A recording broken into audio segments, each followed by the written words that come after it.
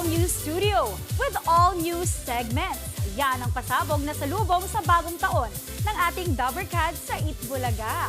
Siyempre, all in the love para sa loyal audience ng longest-running noontime show. Nasa frontline ng balita niyan si MJ Marfori.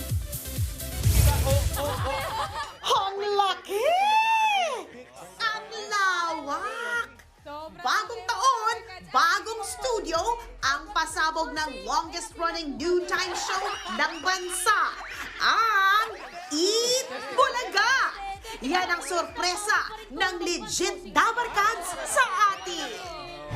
Bagong taon, bagong bihis. Yan ang regalo ng Itbulaga sa kanilang mga legit Dabbercats ngayong 2025, kasabayan ng kanilang 46th anniversary ngayong taon. At ang priority ng ating mga legit Dabbercats, syempre, ang comfort nating mga audience.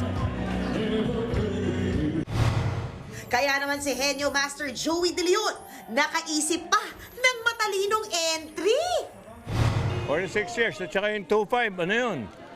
Letter E, tsaka letter B. Katagalog man na alphabet o English, taon namin yan. B-E. Let's be AB. Bukod sa bagong studio, trending din ang bagong segment na The Clones. Mula kay Cyndi Lauper hanggang sa Metallica. Maning-mani na mga stand-up comedian ang pagkanta. Para siyang sing-alike, hindi mo kailangang maging look-alike, basta ka boses mo.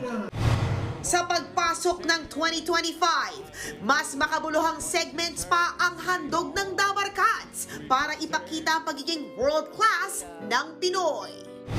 Future punong babae lang.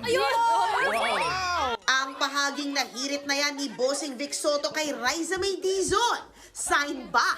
Nakasali na rin si Riza May.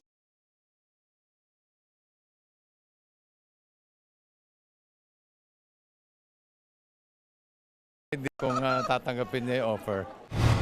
Blockbuster pa rin ang The Kingdom ng MQuest Ventures, APT Entertainment at MZTV Productions sa mga sinihan.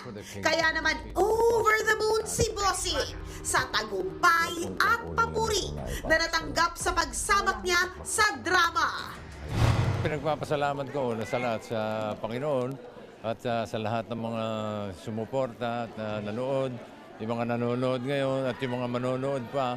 At higit sa lahat, yung mga reviews at komentaryo na natanggap natin, talagang, kumbaga, kung naghirap kami sa paggawa ng pelikulang ito, tanggal lahat ang pagod.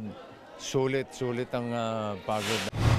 Showing pa rin ang The Kingdom sa mga sinihan sa bansa until January 7. Malapit na rin itong mapanood abroad. Nagbabalita mula sa Frontline, MJ Marfori, News 5. What's up mga kapatid? It's your sports tito Mike Reyes. Huwag magpahuli sa mga umaaksyong bakbakan at harapan sa loob at labas ng bansa. Para sa mga pandiin ng sports news, mag-follow at mag-subscribe sa social media pages ng News 5. Peace and love.